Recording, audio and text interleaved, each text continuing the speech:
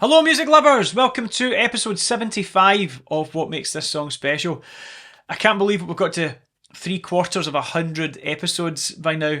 75 seems like a bit of a milestone. I don't know how I've managed to find 75 stories so far to tell you about songs, but I have, because I suppose songs are, so special in so many ways.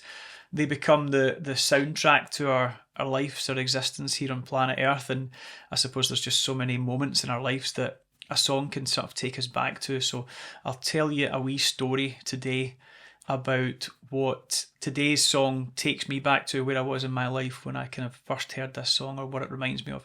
And I'll talk a wee bit about the song, I'll talk a wee bit about the singer, and I'll leave you a wee link at the end, here or here, which will take you to a cover version. I'll do a wee cover version of today's song as well, my own rendition of that. So if you haven't already, please hit the like button, hit the subscribe button, share this with friends. If you like to hear songs and stories about songs and music and that kind of thing in general, that would be much appreciated. Episode 75. I never actually meant to make a part 2 to last week's Piano Man episode, but this one sort of fits perfectly, sort of almost chronologically, as a sequel, if you like, about my piano bar playing days. So it was completely by accident, but it does fit perfectly with last week's. So summer 2004, I've been playing piano in a couple of local restaurants not far from my house in the suburbs of Glasgow for a couple of years by this point. Another job that I blagged my way into and sort of went with the philosophy of fake it till you make it, as I spoke about last week. If you want to hear about me managing to sort of sneak my way into a job that I definitely wasn't qualified for, something that I've had a habit of doing in my life. But anyway, by 2004, I was getting fed up with working in a kitchen whilst trying to make it in the music industry, and the piano bar restaurant world was actually very well paid in comparison to what I was making in the hospitality industry. So the downside was that it was all evening and weekend work, and the fact that I had real sort of imposter syndrome in that industry at the time was a bit of an issue. That was the downside. I was a singer who could play fairly basic piano, if I'm being honest. I fooled most people probably into thinking that I was not a bad piano player, but I was always worried that I'd get found out if I went to play in the piano bars in the city centre.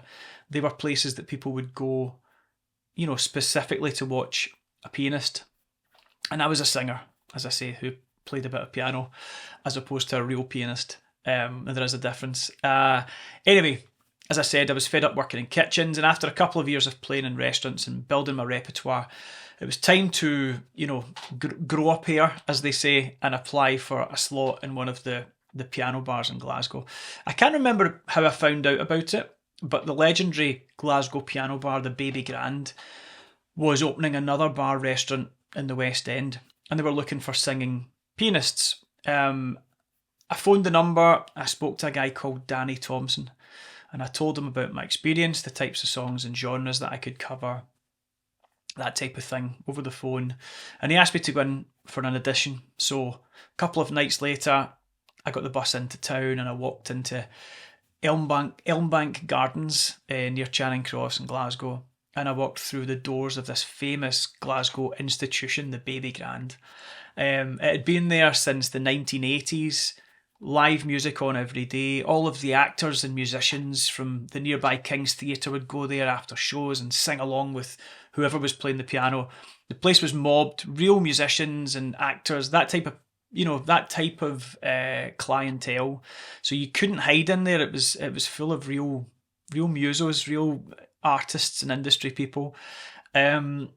And yeah, it was a bit daunting, to say the least. Anyway, the place was mobbed, really busy when I went in, and the guy who I'd spoken to on the phone, Danny, was playing the piano, and he was incredible. I remember feeling my stomach turn, thinking about having to go up there onto the piano and follow him for the audition. He was playing jazz and blues, singing, making the piano sound like it was being played by 3 people at once. It was just astounding.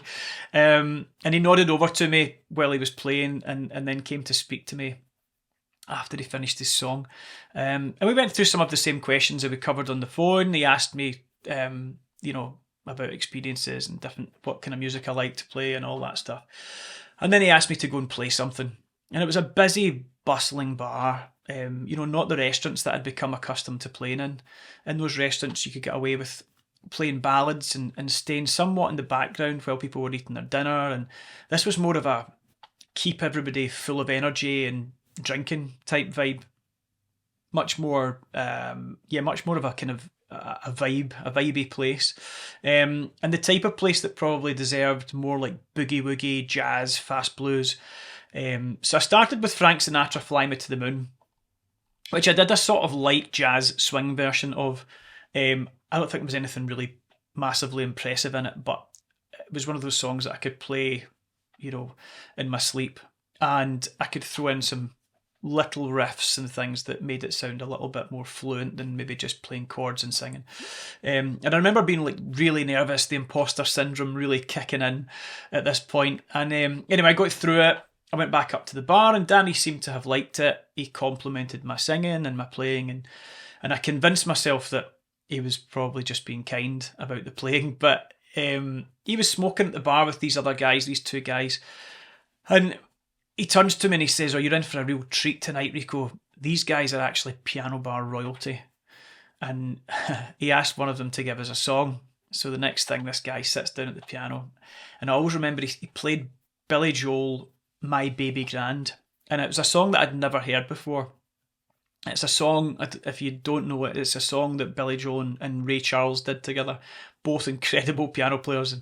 And so I was like, wow, okay, this is unbelievable. He's playing all the blues runs and all the wee accidentals, and it was unbelievable. It was just unreal. A guy at the top of his craft, And then the other guy went up. His name was Paul Gallagher, and he played like a god as well. Just incredible piano player. And I'm thinking, this is just ridiculous. Like, what are the chances that I'm in here for an audition tonight, and it just so happens that all these old piano bar cats are in here tonight as well?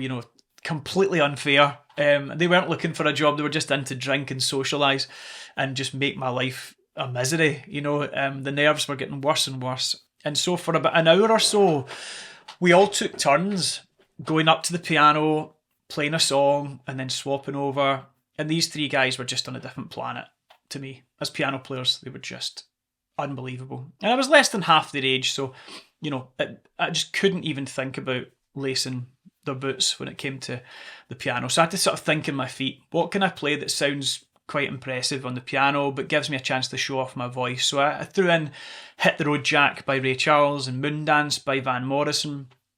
Still trying to keep the kind of upbeat vibe going, fairly upbeat songs.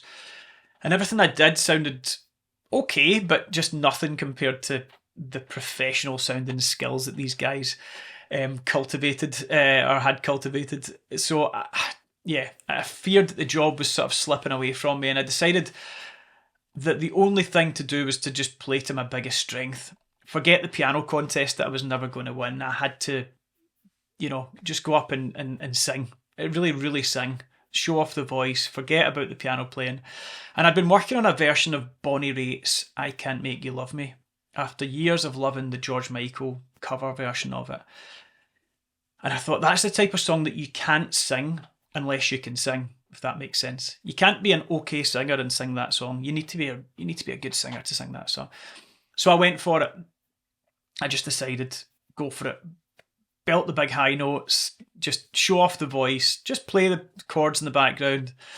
And by the time I reached the chorus with the big notes, the bar seemed quieter. Loads of folk in the bar kind of turned round and shut up, and they were just listening to me, and it gave me a wee bit of confidence to just keep going for those big powerful high notes, and held them like my life depended on it.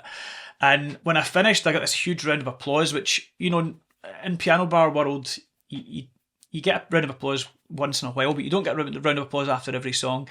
Usually people are too busy talking and, eating, drinking, all that stuff, and your kind of background music, and then every so often if somebody really loved the song you were singing, or if you did a great job, a few people would clap. So it was really a nice feeling. I thought, right, great, big round of applause. The nerves dissipated a little bit, and I just felt exhausted. It was like it had been a long night. And Danny was apparently, impressed enough with what he'd seen that night to give me the job at the new restaurant in the West End. So amazing, great. I was over the moon, and he also organised the pianists for other bars as well, a couple of other bars as well. So all of a sudden, not only was I getting the West End job for the new upcoming opening of the restaurant version of the Baby Grand, but also a couple of other restaurants and bars in Glasgow. And then by more luck and more chance, the two guys who had been playing piano all night were also guys who kind of helped find piano players to fill slots at different bars as well. So all of a sudden, I was getting piano bar gigs all over Glasgow. I was in the Metropolitan Bar, Corinthian, Blue Dog, and of course the Baby Grand. And they all paid around, like at the time, on average about £100 for a couple of hours work, which was a great wage, especially in the early 2000s, talking like 20 odd years ago. £100 for 2 hours work was awesome. So especially singing and playing piano, which is what I love doing. I would have done it for nothing, but I never told them that. And that was me all over Glasgow, at least 3 nights a week, playing piano and singing in these really cool bars and trying to learn as many new covers as I could between gigs, so as not to bore the bar and waiting staff who got to see me every week. But it didn't last that long. I think I did it for less than a year as a kind of full-time thing, before I kind of got fed up. It was just before I passed my driving test. I think I passed my driving test later that year. But I just hated getting buses all over Glasgow at night. And I got to know some of the staff in some of the restaurants and bars, but they all worked together every day doing the same job day in, day out. So there was a kind of separation. They had their wee clique. They worked a different sector to me. They weren't, I didn't feel like I was really staff. And so there was a kind of wall up between most of them. They would be polite and stuff. But yeah, it was a kind of a lonely existence being a piano man. You kind of wandered from bar to bar in the evenings, playing to people on nights out, eating and drinking, and then wandering off never to see those faces again. There was something about it that felt quite sad and quite empty at times. Quite lonely, I don't know. And I just didn't want to do it long term. I wanted to sing my own songs and not cover versions, and at that point, it sounds ridiculous because that's what I do now. I sing cover versions all the time, at private functions and weddings and all that type of thing. But I think when I was, at that point, I'm only 18, 19, 20, something like that. And so, I think, 20, 21, I don't know, doesn't matter. But I was young. Essentially, I was young, and I still had that dream in me of like making it as a singer-songwriter with my own music. So I packed it in. And I went back to working as a chef for a while and trying to pursue my own music and use those Friday and Saturday nights to go out and play in places where somebody might notice me and hear my songs and sign me and all that stuff. And I still played the odd restaurant gig every so often, especially if I got offered something midweek. But when I'd played in the Baby Grand every single week, I think I played there every Thursday night or Wednesday, Thursday night, a couple of times a week. It just became a thing that when it was almost empty, approaching closing time, and it was time for me to think about getting my bus home, I'd play the last song as my parting gift to the late night diners, and I'd head up the road to my bed, and the song was always I Can't Make You Love Me. I always felt it was kind of too slow and sad to play in a bustling, busy restaurant when people were in, a quite upbeat, happy night out. But I always kept it right I always thought I would want to play it at the end of the night. Always played at the end of the night. As my sort of my farewell. And I just love the song. I mean, it's just what a masterpiece of a song. We'll talk a wee bit about the song as we always do. It was written by Mike Reid and Alan Shamblin for the American singer Bonnie Raitt, who's just amazing. Released as the second single from her album luck of the draw in 1991, and it became one of our most successful ever songs, often been chosen in lists of top 10 and top 20 most powerful emotional ballads of all time. A real masterpiece. And the idea of the song had apparently come to Mike Reid one day when he was reading an article about a man who was arrested for getting drunk and shooting at his girlfriend's car. And the judge had asked him if he'd learned anything. And he replied, "I learned, Your Honour, that you can't make a woman love you if she don't." And that's where the line of the song came from, and also just the idea for the narrative for the song. Bonnie Raitt reportedly recorded the vocal in just one take in the studio as well, later saying that it was so sad a song that she couldn't recapture the emotion in a second take. Amazing. I love stuff like that. It's really cool. And as I always like to throw in some little trivia nuggets for you, the electric piano on the recording was actually played by the legendary Bruce Hornsby, who many of you know was the singer of The Way It Is and all that kind of stuff. Just The Way It Is, great track. So yeah, there you go. It was actually the George Michael cover from the Ladies and Gentlemen album. I think it was the B-side of the older single when it came out. But that was what drew my attention to the song, being a George Michael fan, way back in 1999 when I got that album, and I just heard, that incredible version that George did as well. But as Bonnie Raitt was the singer of the original. We'll talk about Bonnie Raitt's voice today instead of George Michael's voice. I think that's only fair. And I have spoken about George's voice on a previous episode. So Bonnie Raitt has a beautiful voice. It's got that warm, velvety tone that draws you in. She's got this little huskiness or vocal fry that also creeps in to make her voice sound that really cool, smoky way that you get from some singers.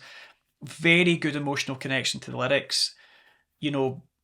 Really emphasised by what I said earlier about how she sang the vocal for I Can't Make You Love Me in one take, because she'd invested so much into it emotionally that she knew she wouldn't be able to recreate it on another take, which that's just awesome, and you can hear that in a lot of her songs. She's just in the moment, in the persona of the lyric.